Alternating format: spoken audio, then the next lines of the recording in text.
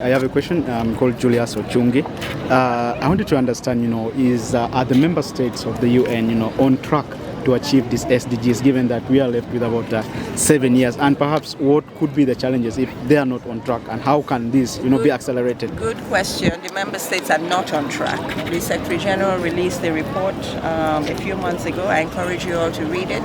We're only 15% on track of the targets, so we're struggling everywhere. Of course, part of it is globally we've faced some really big challenges. We all know the pandemic we went through that really decimated fiscal spaces for governments, all governments. We all know this crisis in Ukraine, the war in Ukraine, also brought global challenges to all of us, further challenging governments and the fiscal space they have, the money they have to do development. And of course, each country also has different challenges. We had Ebola. Thankfully, it was short-lived. So there are many reasons for why we're not progressing as well as we want to progress. But the point is we're not progressing as well as we want to progress.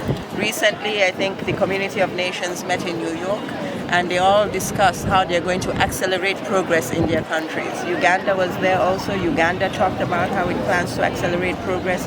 We heard from the Right Honorable Prime Minister just a few minutes ago. One of the key areas that government wants to focus on is PDM.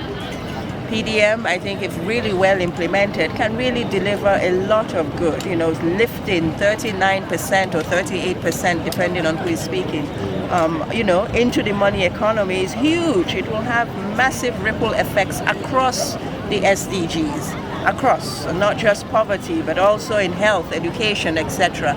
And of course, we've had a couple of years now of implementing PDM, so there's some experience, and we are committed to seeing how we can better support the government on this very important program.